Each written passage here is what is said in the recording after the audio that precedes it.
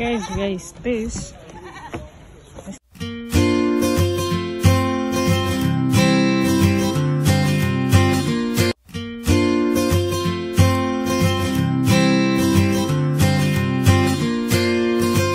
Kí lorúkọ yín? Adéolú làwọn. Ẹ ṣàlàyé ní kúkúrú nǹkan tó ṣẹlẹ̀ tẹ́ fi dé ọgbà ẹ̀wọ̀n. Mo lò bí ní àárọ̀ ọjọ́ yẹn mo wa mọ́tò dẹ́fà ní mi. So ọ̀rọ̀ yẹn ṣẹlẹ̀ ní August 1. Wọ́n gbé wa lọ sí mo ṣe ń wa mọ́tò lọ báyìí mọ́tò kan ṣe bọ̀ nìyẹn. Mọ́tò yẹn dẹ́fà yẹn ti sùn lọ ní Ìdísíárìn. Ó ti sùn lọ ní Ìdísíárìn nígbà tí mo láti rí ó ti fi ọ̀nà tẹ́lẹ̀ bó ṣe wá fèsì mi nìyẹn. Mo ṣe fèsì mo ṣá jáwọ́ fún bí mo ṣe jáwọ́ fún tó ó ṣá kọlù mi bó ṣe máa kọlù mi bó ṣe lọ wọlú ṣọ́ọ̀bù oníṣọ́ọ̀bù nìyẹn. Ọdún wo lè ṣẹlẹ̀? Ọ̀rọ̀ yẹn ṣẹlẹ̀ ní August 1, 2018. 2018 àti gàyàn lẹ ti wá wà ní prison. So mo wà ń bẹ̀ yẹn mi lójú bí oṣù kan ló ń bẹ̀ àwọn èèyàn mi sáré ẹ̀pù mi gbà yẹn wọ́n gba bíìlì mi lọ́sẹ̀ méjì mẹ́ta gba bíìlì mi mo ń gbálé lọ sí court mo ń gbálé lọ court nígbà tó máa di March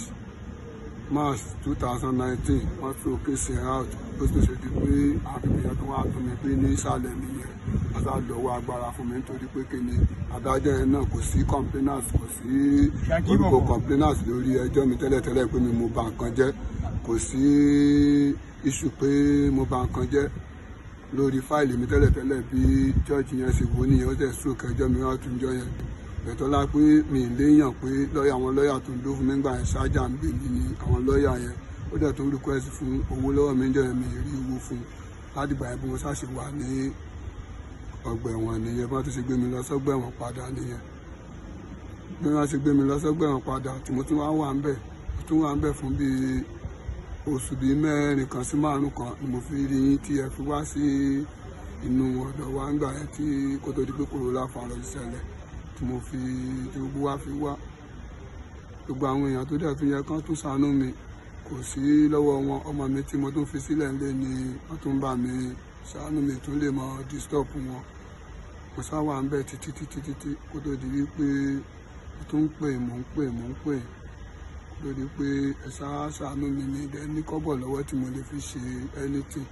kódà bí mo ṣe rí pé ẹ gba bẹ́ẹ̀lì mi jáde ó yà mí lẹ́nu nítorí pé àwọn ẹbí mi gan mọ̀ pé mò ń bọ̀ nílé báyìí. Ok ẹ dúpẹ́ lọ́wọ́ àwọn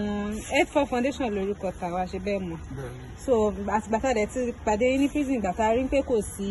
àwọn fámìlì yín pé wọn ò rí owó látọjọ́ ìlàwọ̀ pé kò ní ìdákẹ́ṣe pẹ́ níbẹ̀ so ẹ máa dúpẹ́ lọ́wọ́ gbogbo àwọn tí wọ́n tán dáwó jọ gbàdúrà fún wọn. ẹni rúkò jíjí lórí ọmọ yín o gbọ́wọ́ ya máa lò pé ẹni